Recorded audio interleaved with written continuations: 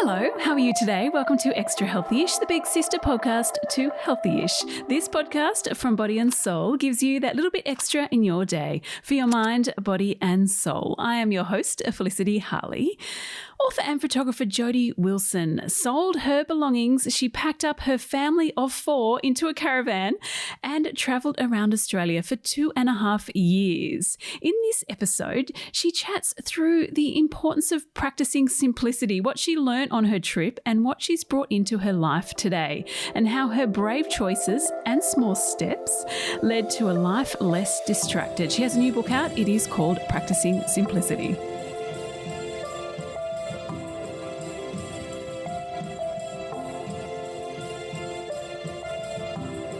Jodi, thank you so much for coming on Extra Healthy-ish. Now, how do you stay extra healthy-ish in your life in simplistic Tassie?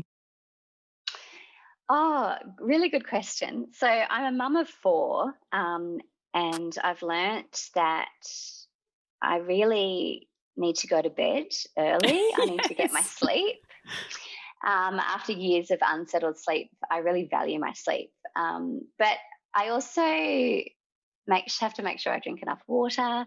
But in Tasmania, there's a bit of a habit that a lot of people embrace, and that's collecting sea glass, which is very Tasmanian. But I actually find it it's just a powerful meditation almost, because I walk down to my local beach, which is there's a lot of volcanic rock. It's quite rocky and rugged.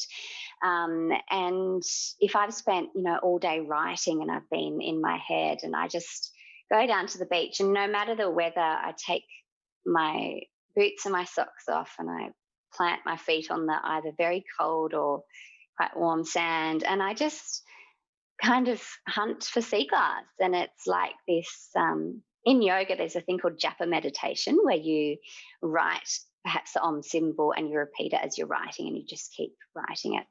And so when I'm at the beach, it makes me think of that, because I'm like rock, leaf, rock, shell, sand, rock, sea glass. And it's just a really nice habit that I've embraced. But I've also been swimming a lot, and the water in Tasmania is very rarely warm. Yes, I was going to say very cold. Yeah, and it's I suppose a lot of people are doing it now, that cold water immersion. The Wim Hof method. Yeah, and I wouldn't say that I've gone quite that deep into it, but there's something amazing about being in the ocean, and it just it's invigorating, isn't it? It is, and it just reshuffles my priorities and gives me perspective immediately. Yeah, absolutely. Now, also something else that perhaps gave you some perspective is your 2.5-year trip around Australia. Why did you sell your belongings, pack up your family, jump in a caravan and go? It was a decision made on a whim, and I talk about that decision, or the night that we made that decision, in the opening of the book. But I just had this realisation that we were in this golden pocket of time when our eldest was 10, our youngest was 3 months old, and I just knew that if I got to the end of my life and I hadn't done a trip in a caravan with my kids, I would regret it. And I also realised that if we didn't do it now, we would never do it. So 8 months after that decision was made on that night, and we'd never caravanned or camped before, we drove out of our suburban street. We'd packed up our 3-bedroom house. We'd sold 80% of what we owned, and we drove into a lifestyle we knew nothing about, literally dove in the deep end, but best decision we ever made. And I mean, was there a magical, I'd love to talk about so many different experiences you had on your trip, but is there one that particularly stands out as magical? There was a night when we were in Tasmania, and we just discovered that our car needed some really serious and very expensive work done to it. And it felt really big at the time, and I stepped out of the caravan. It was midsummer, and in Tasmania, the sun doesn't really set till 9 p.m. And we were in this low-cost camp camp and there was a lake, and I looked up and there were these murmurations of starlings, and they were just flying as this shape-shifting cloud as the sun was setting. And if you listened really closely, you could actually hear the kind of wallops of wind that their movement was making, and you could feel it. And it was like this, I describe it as a moment of awe that really reiterated why we were traveling and why we were where we were, and that despite all the challenges that we were having, they didn't really matter in the scheme of things. And it just, I still can feel that feeling that I experienced that night when I watched them. It's just, one of those images that I'll never forget. Such a wonderful feeling, or and it's something you always remember when you know, whether you're standing on top of a mountain or and it's always nature, isn't it? Somehow always nature's involved.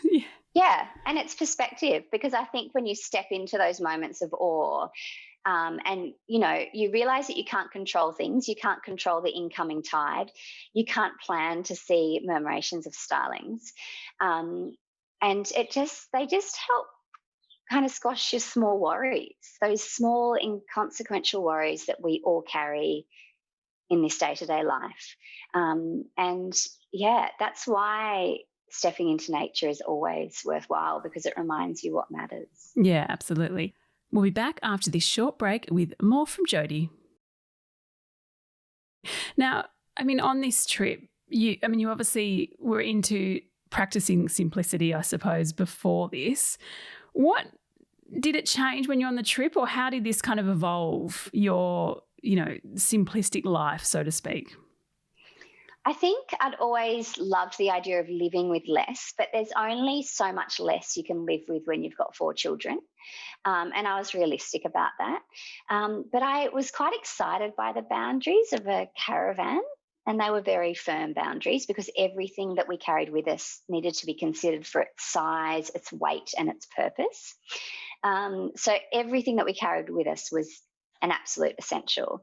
And it was not easy getting off and heading off and getting rid of all our stuff, because we wanted to do it mindfully, or as mindfully as we could. But it just really helped me realize that, why did I need a kitchen full of utensils and gadgets and plates and pots if really we could eat really well every single day with 1 frying pan and 2 saucepans and a plate for each of us and a bowl for each of us. And if something broke, we just popped into the op shop to find a replacement. So it really allowed me to focus on what was essential and what was necessary. And I think when you focus on what is necessary, the unnecessary slips away. So have you managed to hold on to that, 1 plate, 2 pots kind of thing, now that you're back in, dare I say, real life? Yes, I think we're doing really well. We've only sourced, apart from our bed and mattress, we've only sourced secondhand furniture, and that's required an enormous amount of patience. Like, we were without a couch for 7 months. Oh, wow. Because, you can choose to spend $3,000 on a couch, but then shipping to Tasmania is really expensive. And so weighing all that up, definitely minimal, but also choosing to keep things because they're valuable and because we use them, and not throwing them away, even though we might have 2 of them, because there's 6 of us and we need to use it. And and I keep all the winter coats, because chances are the next kid in line is going to need that. Absolutely. Winter coat. Yeah. And how have you, now you're back in the world, how do you live a life less distracted, and how can we all, listeners, embrace more of this simplistic living in their life? So my children don't do any extracurricular activities, because I really value that time when they come home from school as really valuable free play time, because I saw the benefit of free play and the learning that happens when we're on the road. And also their school doesn't agree with homework, and it's a public school. So I really really grateful for that as well. But I I just don't make a lot of plans, and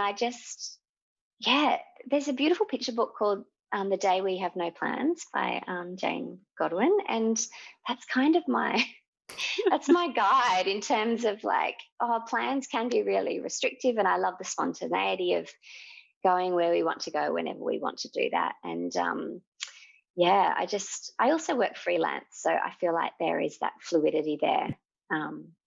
But yeah, I suppose I don't adhere to a lot of social rules in that regard. Well, I think that's Which great. isn't always respected. Yeah. But it works for us and it works for our family. And it means, I think that's really important, just kind of honouring what is important to you and kind of looking after your family. And perhaps that's especially pertinent in this day and age when we're making decisions about going to big social events, when we're making decisions about whether we host something inside or if we choose to gather outside instead. And I think a lot of the time people are respectful of the choices that you make because they can see that they're the right ones for you. So, and I think many of us are becoming more comfortable in making those decisions and saying no, aren't we? And which I think is wonderful, because there's many times where I'm sure, well, I know, and listeners have said yes to things when really they just want to say no. So perhaps we're being a bit stricter about our boundaries. No, that doesn't work for me. I don't feel comfortable if I go to that social event or whatever whatever it is.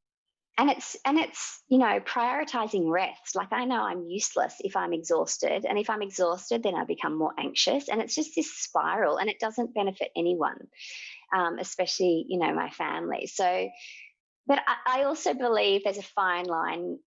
Distraction is twofold. Like, distraction is where we find our creativity, and we can go to nature to get distracted and to remind us what matters, or we can choose to get distracted in our phones, and we just end up in this spiral of scrolling that really isn't good for us mentally, physically, emotionally, creatively. Well, you talk a bit about that in your book, don't you? I mean, the lure of social media, because it's twofold. We need it in many ways, to sell books, to sell these podcasts, to drive businesses, to keep us plugged in, to people that we want to see. But on the flip side, you're right. It is distraction. It does take away from that simplistic living. How do you resist, or how do you manage your social media and resist the lure of it? I follow people that are gardeners and writers, so that I'm constantly inspired to actually get off the phone and actually do the gardening and the writing. But I also think it's important to stay really awake and aware to like the country's politics, because we can't live a mindful life if we're not aware of the importance of systematic change. And so I use it as a driver of information. It's where I get my news. But I also understand that it also affects the way my brain works, and that if I'm constantly just reading punchy dot points, I'm not really getting into the grit of a good essay or a good novel. So I do the grit of a topic or something that's actually going on. Exactly. So I also read prolifically as well, but I also follow. There's an amazing book subscription service called Well Read, and it's the highlight of my month. I get that every month, a new novel in the mail. But she also puts me onto some really good literature. Contemporary literature is an amazing way of getting off screens and just immersing yourself in paper pages. There's something really special about it. Oh, yeah. Don't worry. You're talking to a fellow book lover. Good. My next question is, what are the simple joys in your life today? Now, I assume reading. Reading is one of them. And a dream of mine has just come true in that we have just purchased our very first family home. Oh, congratulations. Thank you. And it was, as it is for anyone trying to purchase their first home these days, it was not without a lot of struggle. But yeah, just the opportunity to plant herbs and vegetables and flowers is an incredibly simple joy. And to be able to walk into town without hopping in the car, that was a decision we made very consciously, because we loved doing that on the road when we were parked in a town in the van and we could just walk everywhere. Ocean swimming, a good cup of tea in the morning. I've just discovered I'm celiac, so I'm kind of embracing eating a lot more vegetables and saying farewell to growing gluten. your own. Growing my own vegetables. You're selling the Tassie life, Jodi. I know. People will probably tell me to shush. There's too many mainlanders coming. Oh, no. Well, it was lovely to chat, and congratulations on your book again, and thank you for joining us on Extra Healthy-ish. Thanks, Felicity. That chat with Jodi just made me feel, I went from feeling quite chaotic in my morning to very calm. So I hope you enjoyed it. Her book is called Practising Simplicity, and it is full of information and tips about small steps you can make to live a life less distracted. If you want more from us, remember Extra Healthy-ish, we publish a new episode for your wonderfully healthy and relaxed ears every morning, Monday to Thursday. For more, head to bodyandsoul.com.au. You can join the conversation via Body and Soul on Instagram or Facebook. Make sure you check out our TV. It is on YouTube, Body and Soul TV. Thanks for listening to this chat with Jodi. And if you have a moment, we'd be so grateful if you could rate, review and subscribe to this podcast. And until tomorrow, stay extra healthy-ish.